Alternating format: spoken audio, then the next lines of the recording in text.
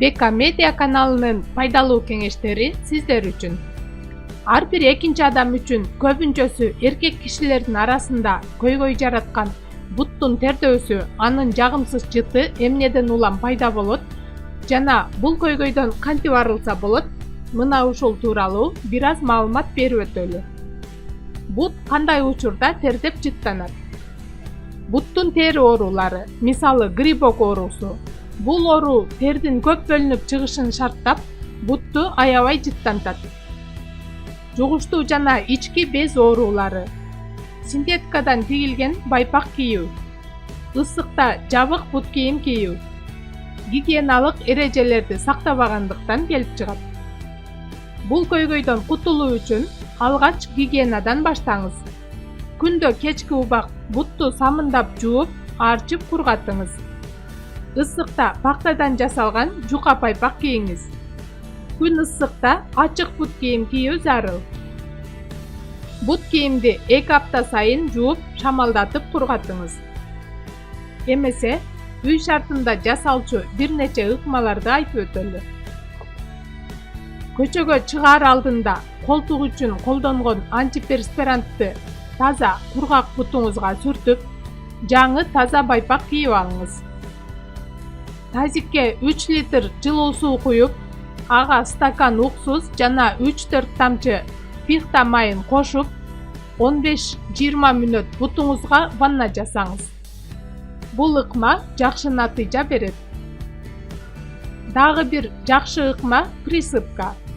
Бул присыпканы жасаш үчүн 2 чай кашык майда туз менен 2 чай кашык крахмалды аралаштырасыз. Присыпканы таза кургак бутуңузга сүртүп, таза байпак кийип алыңыз.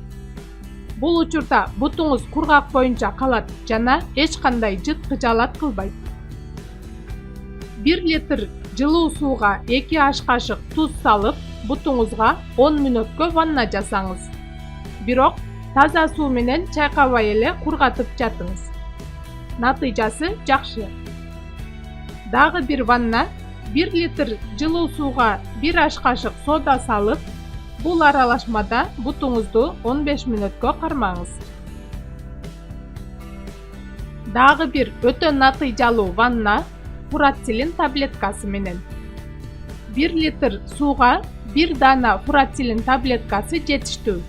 Ал эми бизге 3 литр суу жана 3 дана фурацилин таблеткасы керектелет. Тазикке 3 дана фурацилин таблеткасын салып, ага 1 литр кайнак суу куюп, таблетка эригиче күтө турабыз. Таблетка эриген соң дагы 2 литр суу кошобуз. Тазиктеги суу жылуу болууга тийиш.